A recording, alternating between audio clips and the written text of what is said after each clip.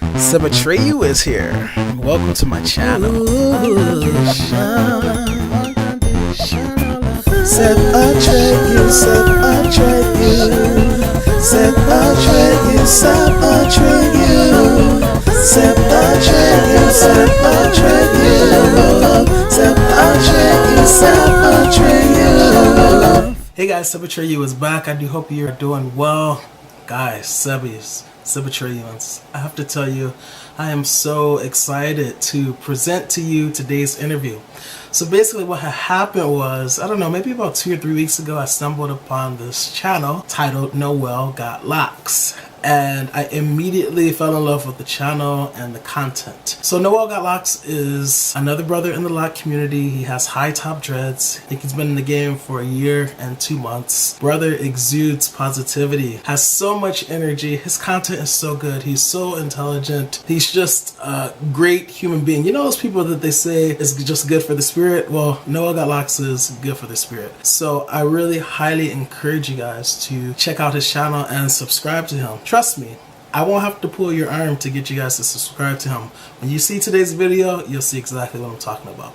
So speaking of today's video, yeah, I actually asked him if we could do a collab, and we basically ask each other some questions and we get into some very interesting topics. So I have a funny feeling that today's video will serve as a precursor of many more great things to come between SebAtreyu and Noel Got Locs. Let's get to that video. Hey, what's going on? Hey, Noel, not too much. I'm just trying to get over my cold. How are you, sir? I'm good. Oh man, just super excited to do this interview. This is awesome, man. This is like one of the first times I've ever done a collab on YouTube. And when you reached out to me, I was like, that's super awesome. Thanks. Wow. Well, I feel so privileged, and I'm excited too. So that's awesome. But yeah, just so you know, I got a couple questions. I'm ready whenever you are. All right. I got more questions too. You know, I gotta do what I can to hang with you people. So you people. Oh wait, we look the same though, so I guess it doesn't work there. You can't play the race card. All right, moving on. So yeah, my first question to you, Noel, is in recent news, as you know, there have been quite a few members, loc people in loc community, either combing out their locks or cutting off their locks. And so what I want to know is, how do you feel about this? Well, to me, this is honestly how I feel about that. Like if combing out your locks and when you chose to take this journey or whatnot. I believe it's a personal thing, and it's a personal reason why people actually went on their loc journey. And I think that we, as the audience, and looking at these people take their journeys, especially here on YouTube, take their journeys, I think it's like we're privileged in a way just to see them go through this journey. You know, like I believe that everybody has a time where they, you know, maybe want to cut off their locks or, you know, comb it out or do whatever. But I think that the journey itself for them was fulfilled, essentially. That's what they needed to do the journey for. That was pretty much their thing, you know what I'm saying? And you know, in my book, the people that cut out their dreads and combed out their dreads, they're still a dreadhead in my book. They're still a part of the loc community. They're a part of that whole natural looking, natural hair community. Right. They're still a part of it because they went through the journey already, and I believe that they shouldn't get really hate for doing that. They took the journey for whatever goals or whatever thing that they set out to do for their journey. That was their thing, and it's who are we to judge? We're just there to just watch and see what kind of person, you know, they become, or what they did on their journey. You know, maybe watching you on your journey makes me move a little differently, you know, on my journey or something like that, you know? And at least that's how I take from some of these people that combed out their locks. They had a time when they wanted to do it, and they made a personal choice to do it, and then, you know, it came to a point where, you know, the journey had to end for them. It has to end sometime for some people, right? So, but I have no hate or shame for that, you know. And a lot of these people that did cut out their dreadlocks or combed out their dreadlocks, I still follow them to this day, because you know what? When you follow somebody when they're on a journey, it's like eventually it turns into like following them as a person, you know? So Right. I feel like you know, you follow these people and you kind of get connected to them in a way just because of their personality, you know, and it becomes more than just their dreadlocks, you know? Exactly. So yeah. Exactly. I have a follow-up question. I was thinking about this as you were speaking, and I'm just wondering, and there's no right or wrong answer, but I am wondering if, like, I'm a content creator, you're a content creator, do you think that that is what has affected our opinion on the topic? Because I completely agree with you. Oh, being a content creator, and does that affect? Do you think? Does that affect the way that I feel about that kind of situation? If I wasn't a content creator and I was on the outside just looking in at them, you're saying? Exactly. Do you think the fact that we're content creators, do you think that is what allows us to be more lenient, or and that's why people who aren't content creators but who are subscribed to people like Natural Nirvana, that's why they get so upset? That is a great question. See, because we are content creators, so like we probably show a little bit of bias. But then again, as a person, like I can separate myself, because I'm not a big YouTuber. I'm not like a big, you know, like YouTuber or whatever. But neither am I. You know. Neither am I, dude. That's true. But I can definitely separate myself from, you know, being content creator and just being a person. And I feel like a person shouldn't really be treated as such or treated that way regardless, because what kind of effect does those people or Natural Nirvana have on my life when she cuts out her locks? That's just her personal choice. You know what I'm saying? Right. So it doesn't hurt. It doesn't hurt me in a way that like it would affect me. You know. Right. Of course, I would love for her to have her long, beautiful locks, because her locks were amazing, like amazing.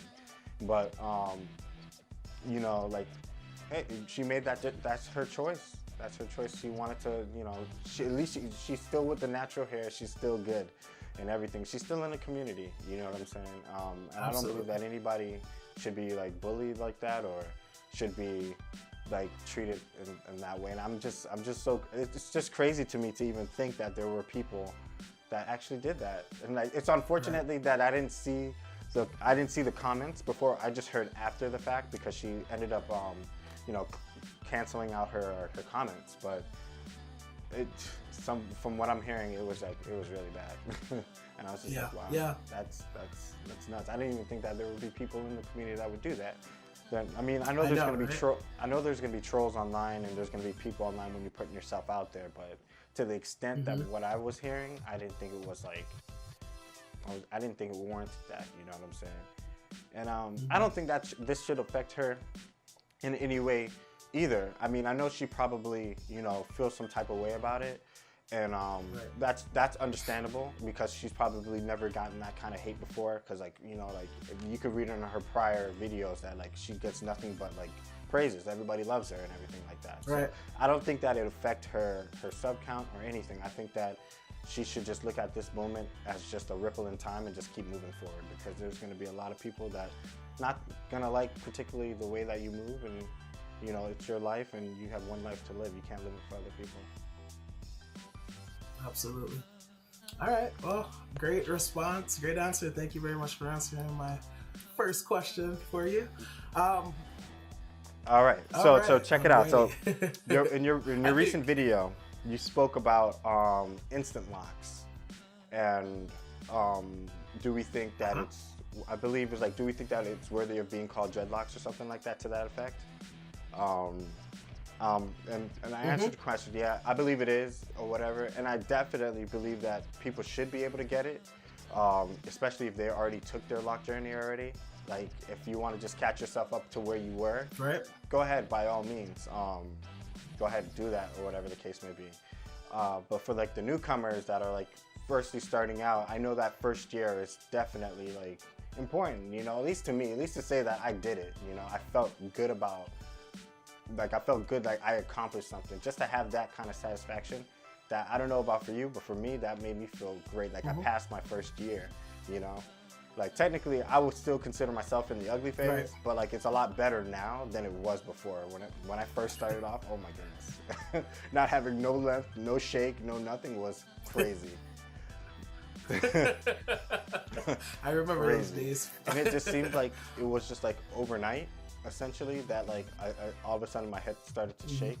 But it was just crazy. It was just like, I don't even know. I think it was from month 8 to like month 8 and on, like it was like, okay, now I have hair. And this is the longest I've ever had my hair, which is crazy. But my question is, it's kind of like a follow-up to that. What do you feel about the whole new trend with, it's called, I call them the Fetty Wops because he's the one that did it. Like he made it poppin'. But it's the extensions, the loc extensions. But like not like the faux locks, but like they're like literally like real locks, and they just kind of just, if you have like an inch of hair, you could just put it on there. You can like put it, like they'll put it on each one of your locks, and then it'll just give you length, and it'll like, it's so seamless. It looks like completely real. It's ridiculous. It looks like it. So it's real, like it's it looks really ridiculous. real. Like, I don't know. I know that women do it all the time, but as far as for the men, what do you feel about that? Okay, so let's see. How do I answer? Where do I start to answer this? Okay, first of all, I have to start out by saying, people, you know, for me, my opinion is anybody can do it. I said this in one of my videos, so that's why I'm chuckling right now. Anybody can do whatever the heck they want to do to their hair. Like, it does not matter to me. It's their choice. I don't even discriminate between women doing it versus men doing it. I mean, we're in the 21st century and things are very different than they used to be, right? People are not necessarily so, they don't adhere to like gender roles the way they used to. And so for me, a person getting extensions because he's a dude, that being seen as a bad thing, to me that's kind of nonsensical. You know, it's it's hair. And he's a guy, and yeah, for other guys that might not be their thing, and for women they may not want to see their men with, you know, extensions. Maybe they think it's a feminine thing, but they don't have to be with the dude. It's still his choice, you know? He just wants some hang time for whatever reason. So that part doesn't bother me, you know, that it's a guy that's getting extensions. I know Yanni just recently put a video and she said, basically she kind of thought that was, you know, basically what is this world coming to, you guys asking if she does extensions and stuff. I don't discriminate as far as that is concerned. But I will say that for me personally, I would never get extensions. For the same reason that I would not have gotten instant locks 3 years and 3 months ago, I will not and am not into getting loc extensions, not because I'm a dude, but because I want to experience the authentic journey. I want to experience the traditional loc experience. I kind of feel, for me personally, if I'm getting loc extensions, then I'm kind of cheating the process, you know? I think one of the reasons why people are so proud of their locks when they have that amazing length is because of the patience that it took to get there, to finally achieve it, you know? Like, I know people are all into... Exactly. Right, I know people are all into instant gratification and stuff, but there's something to be said about not having things instantly gratify you, right? And there's a certain amount of pride that automatically comes when you have to wait. And there are sometimes, a lot of times, reasons why it's important for you to wait. I think that a lot of times when you're not forced to wait, you don't necessarily appreciate what you finally achieve the same way you would have if you did wait. And so, you know, I have nothing against anybody getting instant locks. I have nothing against anybody getting faux locks. I have nothing against anybody getting loc extensions. I mean, if my cat had a personality and it wanted to get loc extensions, I didn't even have a cat, but if I did, hey, cat, go get your loc extensions, right? I'm not paying for it, but go get your loc extensions. That doesn't matter. But Yeah, for me exactly. personally, I would never do it. And even if I were to start another lock journey, I still wouldn't do it. I might get instant locks if I were to start another lock journey, but I wouldn't get lock extensions if I started another lock journey because I don't know. First of all, I just want my hair, like my crown. I feel like I want it to be all exactly. all me. You know, I want it to have grown from my body. I don't want anything synthetic or even if it's real human hair, I don't want someone else's hair attached to my locks. That's just me. So That's right. Makes sense. Yeah, great. That's awesome. Yeah, exactly. So that kind of leads me to my another question. Actually, it kind of goes. All right. So there's two questions, right? Well, I'm gonna start with this one first, and I'll get back to the one I was thinking. What do you? Maybe I'm making an argument for it, but I don't know. I feel like I get my hair interlocked, right? I did it twice. I did once when I was 3 months. And because I really wanted to keep the locks in, I didn't want them to get taken out when I like wash my hair. Because I was like, I'm coming from washing my hair like every like other day or every like third day to like when in the beginning I wasn't like in the beginning of my journey I wasn't like washing it as often because you know I went through a loctician that was telling me like you shouldn't wash it, just try to put oils and all of that stuff in it. I felt like that for me made it worse. But I guess my question is, interlocking, would you put that on the same level as instant locking? Because essentially, it's like you're making knots at the root of your scalp. Isn't that like the same thing too? Would you say or not? I know that the crochet needle and they like actually like pull in the hairs or whatever. I get that part. I guess that's just one aspect of it, but wouldn't you consider interlocking as a form of insta-locking as well? Oh yeah, absolutely. Yeah, I think it is kind of it's another form. It's like a variation of instant locking, essentially.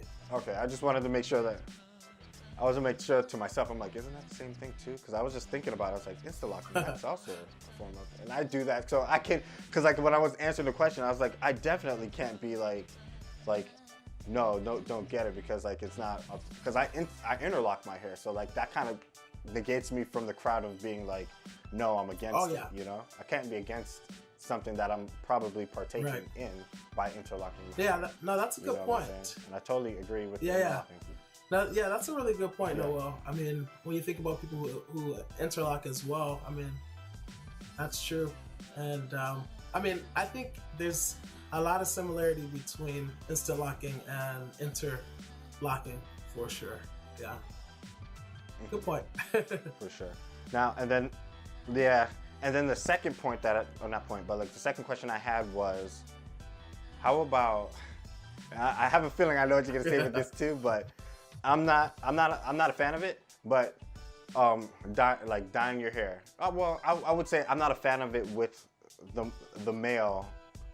Females can dye their hair all day long, but I feel like, you know, I guess I grew up in a different generation. Like back in, I was born in '85, so like we never dyed our hair. Like people, well, I have Caribbean parents, so like they didn't even want me to have dreadlocks. So, but they would sure as heck wouldn't want me to have dyeing my hair. But what do you feel about the whole like dyeing your hair and like with this new generation, how they are dyeing their hair like multiple different colors, multiple Skittles looking colors and all that stuff. You know, because I come from a generation where I was born in '85, so like my parents are Caribbean parents, so they're from the island of Jamaica, and but they didn't even want me to have dreadlocks. You know what I'm saying? Growing up, and that was probably one of the main reasons why I actually, you know, I'm going off on a tangent a little bit, but bear with me.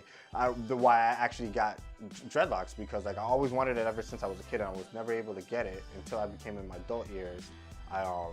You know, I said I knuckled down and I was like, I want to get it, so now I end up getting it. So like, I'm a firm believer in is that if you really feel like you want to do something, if you're on the fence about it, you're gonna be on the fence about it for your whole entire life. You need to just go out there and just do it. That's just a little side note. But what I was saying is like, how do you feel about like the new generation in this multiple colored Yeah, dreadlocks? it doesn't offend me. I mean, for me personally, once again, I would never, you know, I'm against bleaching my locks. And if you have dark color hair, you have to bleach your locks first so that you can achieve all of those vivid colors, right? The fact that you have to bleach your locks first, that kind of turns me off, because I realize, I'm aware of the damage that it can do to the integrity of your locks. And so it's for that reason that I haven't dyed my locks, or, you know, bleached it and dyed it all these crazy colors. I did experiment, it's another story, but before I got locked up and I used to have loose, like, natural hair, I did experiment with various colors and stuff. But I understand what you're saying about, like, you know, that sort of thing is frowned upon by earlier generations, because that's just not how it was. To me, you know, and I mean, and I understand that, and I respect that, right? But I think people need to also respect the fact that everybody has their own life to live. And just because you felt a certain way about something, like, that's fine, but why are you trying to impose your viewpoints and your views on me? Like, I have my own life to live. Let me do what I want to do. And just like, you know, you did what you wanted to do, or maybe you didn't. Maybe your parents forced you to do things that you didn't want to do. Like I was saying, you know, I understand there being gender roles and people adhering to them or being forced to adhere to them, and that continuing on in the successive generations. But I just think that we as individuals should have a right to do as, you know, we please, as long as it's not hurting other people, you know? Yeah, no, I think, I mean, I think there are too many prejudices out here, and just as the majority of the loc community felt like it was not right for anybody to tell Natural Nirvana what to do with her locks, and, you know, it's, I feel the same way about lockers, male lockers dyeing their locks. If they want to bleach and dye their locks, then let them bleach them and dye them, you know what I'm saying? And if they have to deal with the consequences of bleaching, excessive bleaching, then so be it. I mean, the majority of them know, you know, they know what could happen, they know the repercussions. So it's not for me to say what anybody can or can't do. And, you know, I try not to really have too much of an opinion on it. You know, I think that when we do that, I think that starts to build up walls, and we start to separate. Oh, that person has that. Oh, that person looks like that. And yeah, I can't relate to that person. So, you know, I'm going to keep my distance. And I feel like that's how, you know, racism in a sense starts out all again, even within the same race. True. That's true. I never thought about it that way, but that's very true.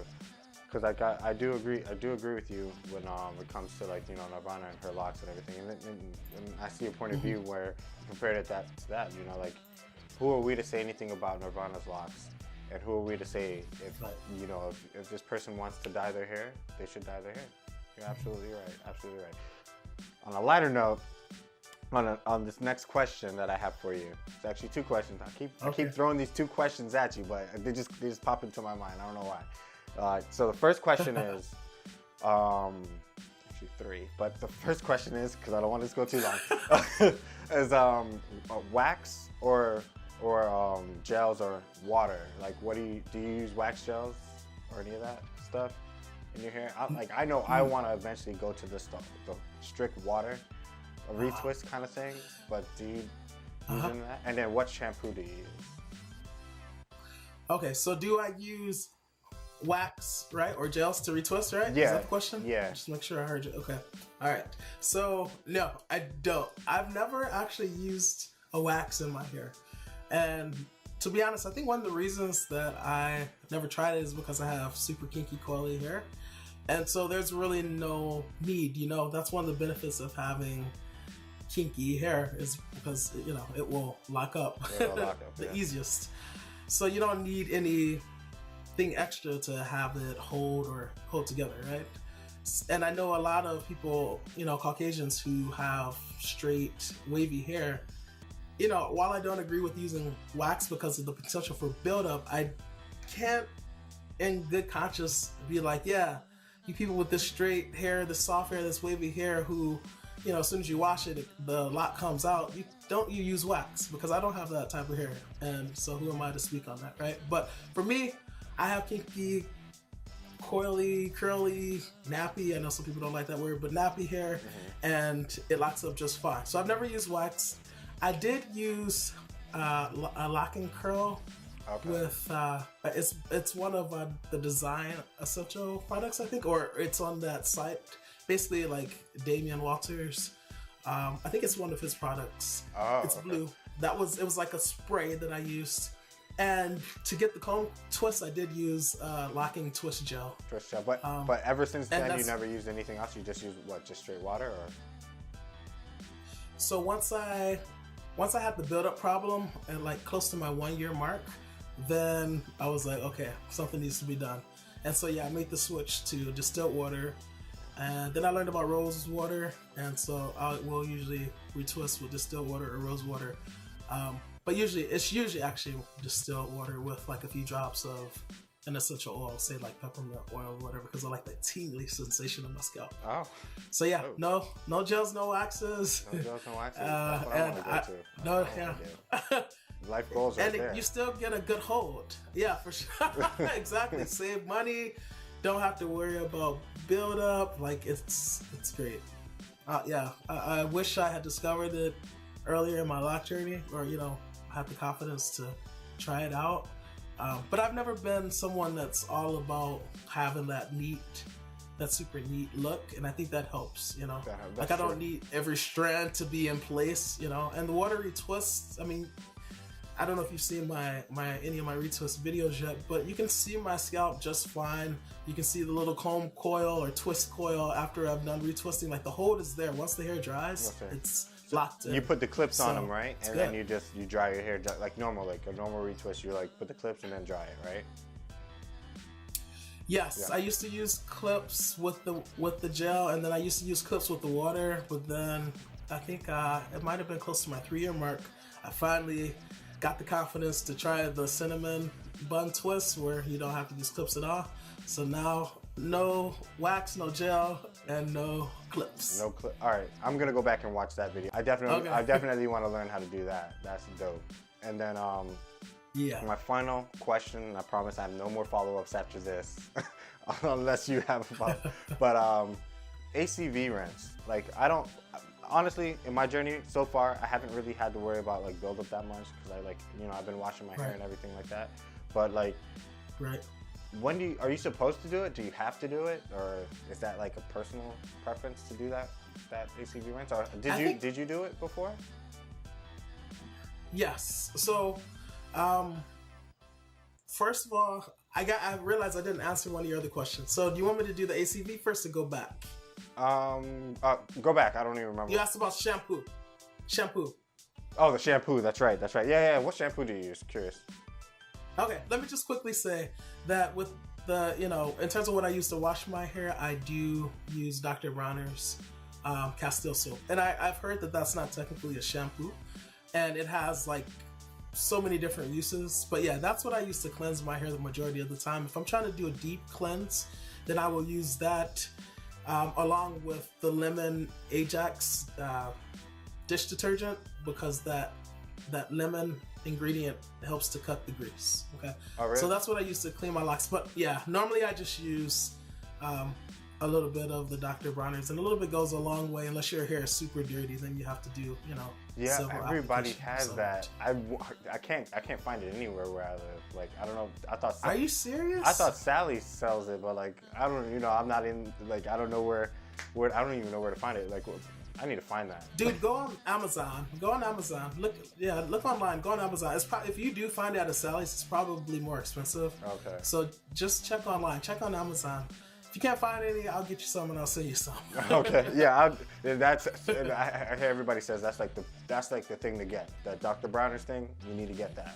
So I need to get that then. Yeah. But it's good. But yeah, as for the last question, the ACV, am I supposed to do it? Like I don't really see buildup in my hair or anything like that, and my hair pretty much smells pretty good. I'm just curious. Am I supposed to get it? Yeah, I wouldn't look at it as something that you're supposed to do. I mean, or that you even have to do. For me, what prompted me doing the ACV rinse was that I had buildup, right? And my regular washing, what I was using, it wasn't cutting it. It wasn't even touching it. So then I did research and discovered the apple cider vinegar rinse, and I'm like, all right, let me try this. So that was kind of like why I did it that one time. And then I think, several months later, I did it again, and then I haven't done it since. It's been a long time, since I've done it. So I would say just do it if you feel like your hair is dirty, or, say you wash and you can't get a good lather regardless of how many applications of the shampoo that you use, which indicates that your hair is still dirty. That's why you can't get that lather. Then maybe you want to do an ACV rinse. But I would definitely be careful with how often you do it, because it is a very stringent process. Like it's very, it's very taxing. It's harsh. It's very stripping. So you don't want to do it too often. And I mean, there are people that are on loc journeys who have never done it, and their locks are fine. So in a sense, it is personal preference. But to me, it's kind of like the heavy duty tool in my arsenal when I really need to get my locks clean. Oh, okay. Now I see. And that's how you gauge it too, from getting that good lather when you're in the shower or whatever. Like if you don't get a good lather, that means your hair is you need probably something more. Yeah, or it means that you just need, you need to apply. That's why they say at least wash your hair, at least shampoo it twice. The first time is to get that coating of dirt, and then the second time you should be able to get a good lather. And if you don't, then do it again until you can get it.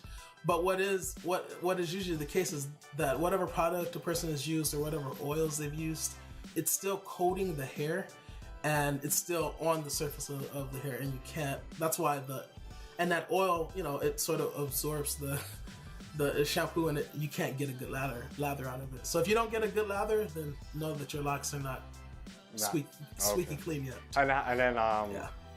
And then how often do you wash your hair, would you say? What's a good amount of time to wash your hair if it's per week or per month or what?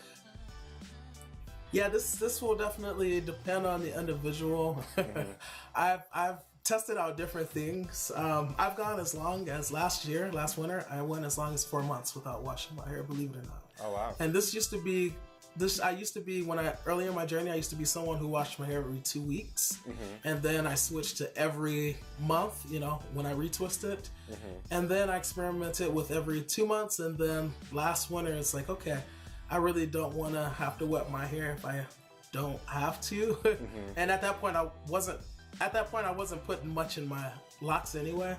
So, which a lot of times is what you're washing out when you clean your locks, all the crap that you've put in it. So I'm like, since I only retwist with water, I use oils minimally.